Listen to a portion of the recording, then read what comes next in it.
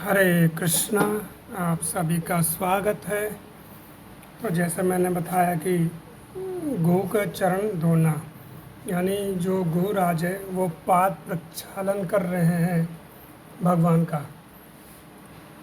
तो ये भक्त और भगवान के बीच में मधुर लीला चल रही है।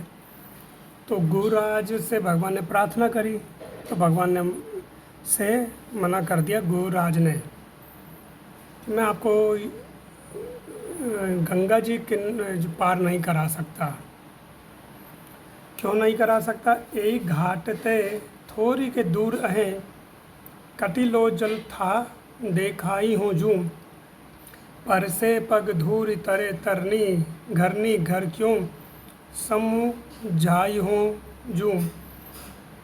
तो वो कह रहे हैं, केवट कहता है इस घाट से थोड़ी दूर पर केवल कमर भर जल है, चलिए मैं था दिखला दूंगा।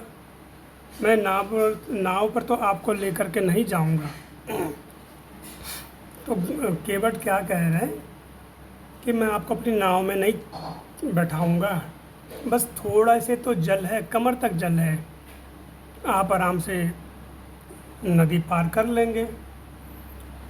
मैं आपको अपनी नाव पे नहीं लेकर के जाऊंगा, क्योंकि यदि अहिल्या के समान आपके चरण रज का स्पर्श कर मेरी नाव का भी उद्धार हो गया तो मैं घर की स्त्री को कैसे समझाऊंगा।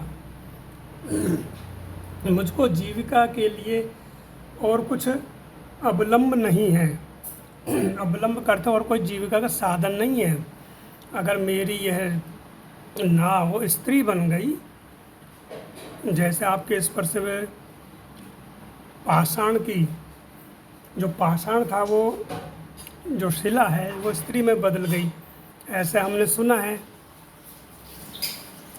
तो फिर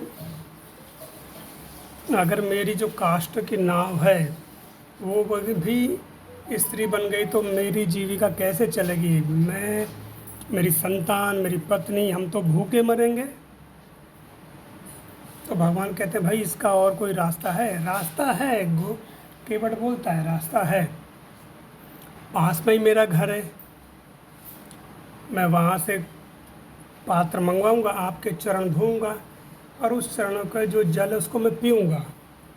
अगर मेरे मुझे कुछ नहीं होता तो फिर मैं समझूंगा कि आपको नाव में बैठा सकते हैं। तो कहते मुझे जीविका के लिए कुछ और अवलंब नहीं है, अतः फिर अपने बाल बच्चों का पालन मैं किस प्रकार करूँगा? हे नाथ, बिना आपके चरण धोए मैं नाव पर नहीं चढ़ाऊँगा, चाहे तो आप मुझे मार ही डालिए। तो केवट कह रहा मैं आपको चढ़ाऊँगा ही नहीं नाव पर, चाहे तो आप मेरी हत्या कर दीजिए, मेरे प्राणांत कर दीजिए। रावरे दोषु न पायन को, पग धूरी को भूरी प्रभाव महा है, पाहन ते बन बाहुन काट को कोमल है, जलु खाई रहा है।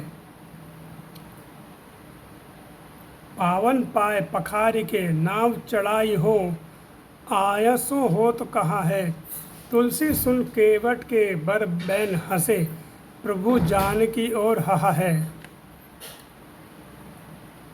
तो वो कह रहे मैं तो आपको नहीं चढ़ाऊंगा, बिना आपके चरण धोए मैं आपको नाव में नहीं चढ़ाऊंगा। तो आगे क्या कह रहे हैं केवट कि इसमें आपके चरणों का कोई दोष नहीं है, आपके चरणों की धूलि का प्रभाव ही बहुत बड़ा है, जिसके स्पर्श से अहल्या पत्थर से सुंदर स्त्री हो गई, उससे इस नौका का उद्धार हो जाना कौन बड़ी बात है। जब आपने पाषाण शिला को स्त्री के रूप में बदल दिया, मेरी नाव भी अगर स्त्री हो गई तो ये कौन सी बड़ी बात है आपके लिए?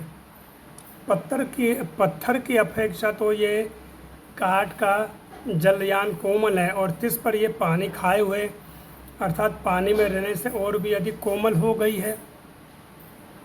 तो केवट कह रहे हैं कि जो मेरी नाव है निरंतर वो जल में रहती है, जो काष्ठ है वो जल में रहता है, तो उससे क्या वो नाव कोमल हो गई।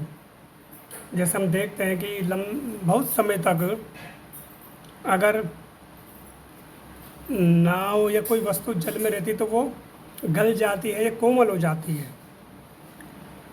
तो ऐसे यहाँ पर केवट क्या कह रहे हैं कि वो तो पाषाण की शिला थी जिसको आपने स्पर्श किया और वो एक स्त्री के रूप में बदल गई।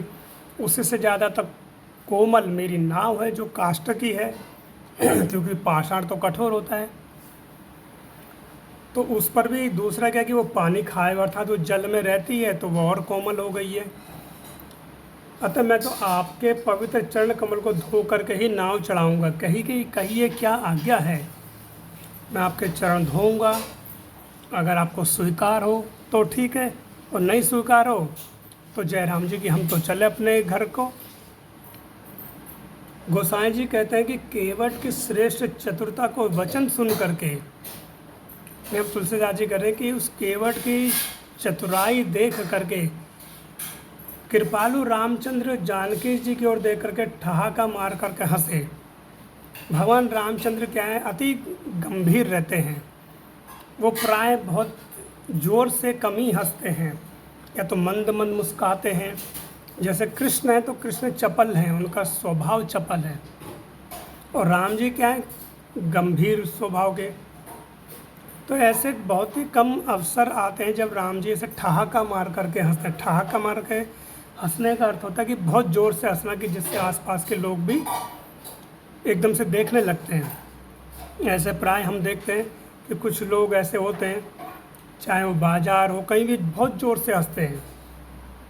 परंतु राम जी मर्यादा पुरुषोत्तम है, वह हर जगह इस तरह का नहीं हंसते हैं। परंतु